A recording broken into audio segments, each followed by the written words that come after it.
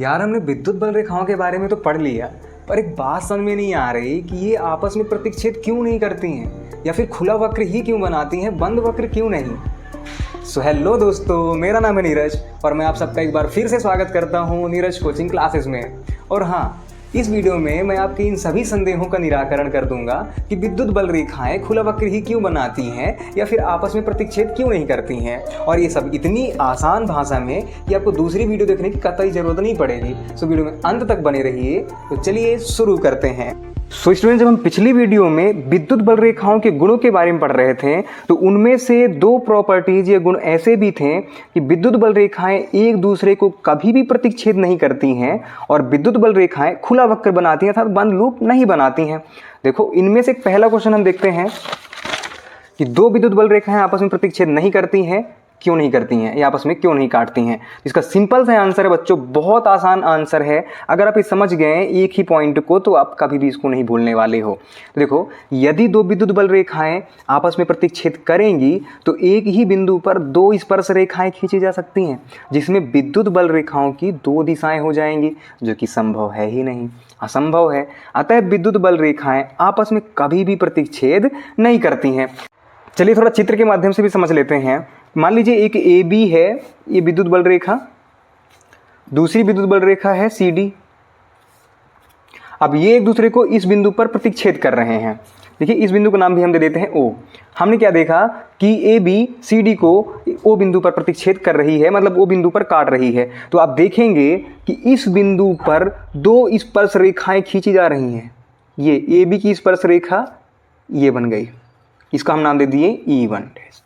ठीक है, यहीं पर देखेंगे CD की स्पर्श रेखा है E2। आपने देख लिया, एक ही बिंदु पर दो स्पर्श रेखाएं खींची गई, अर्थात इसकी दो दिशाएं हो गई, इसकी दिशा E1 हो गई, इसकी दिशा E2 हो गई। जबकि हम जानते हैं कि विद्युत बल रेखाओं की दो दिशाएं नहीं होती हैं, ये संभव ही नहीं है। जिस कारण से स्टूडेंट्स विद्युत बल रेखाएं आपस में प्रतिच्छेद नहीं करती हैं। क्यों नहीं करती हैं? क्योंकि अगर ये आपस में प्रतिच्छेद करेंगी तो विद्युत बल रेखाओं की दो दिशाएं हो जाएंगी, जो कि संभव नहीं है। अगला क्वेश्चन देखते हैं। विद्युत बल रेखाएं बंद लूप या बंद वक्र नहीं बनाती अथवा खुला वक्र बनाती हैं, क्यों? ये भी बड़ा इंटरेस्टिंग सा सवाल है। विद्युत बल रेखाएं यार बंद वक्र नहीं बना रही हैं, खुला वक्र बना रही हैं, क्यों? ऐसा क्यों हो रहा है? देखो बच्चों, हमने पढ़ा था कि विद्युत बल रेखाएं धनावेश से प्रारंभ होती हैं और ऋणावेश पर समाप्त हो जाती हैं। याद है नहीं है? विद्युत बल रेखाओं की प्रॉपर्टी में पहला ही गुण यही था कि विद्युत बल रेखा हमेशा धनावेश से शुरू होंगी और ऋणावेश पर जाकर समाप्त हो जाएंगी। ये कथा मैं इसलिए आप लोगों को सुना रहा हूँ ताकि आप लोगों को ये सिंपल सी चीज़ समझ में आ जाए कि विद्युत बल रेखा अगर धनावेश से प्रारंभ हो रही है और ऋणावेश पर समाप्त हो जा रही है तो वक्र बंद कैसे हुआ? ये तो खुला है ना।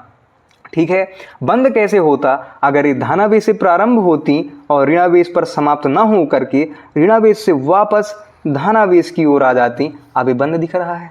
ठीक है, समझ में आया आपको? इसका यही आंसर है कि विद्युत बल रेखाएं धनावेश से प्रारंभ होती हैं और ऋणावेश पर समाप्त हो जाती हैं। अतः विद्युत बल रेखाएं खुला वक्र बनाती हैं, बंद वक्र या बंद लूप नहीं बनाती हैं। बच्चों, उम्मीद करता हूं कि आपको वीडियो पसंद आई होगी और ये दोनों टॉपिक अच्छे से क्लियर हो गए होंगे। ये दोनों टॉपिक क्लियर होना बहुत ज़्यादा ज़रूरी है, क्योंकि ऑब्जेक्टिव में पूछ दिए जाते हैं या एक दो लाइन के आंसर में पूछ दिया जाता है, या जनरल नॉलेज के लिए तो बहुत ज़्यादा ही ज़रूरी है। ठीक है, सो मिलते हैं अगली वीडियो में। अगर ये वीडियो पसंद आई है सो प्लीज़ लाइक कर देना, शेयर कर देना और चैनल को सब्सक्राइब कर लेना ऐसे ही अमेजिंग वीडियोस के लिए और फुल सिलेबस कवर करने के लिए। Thank you so much.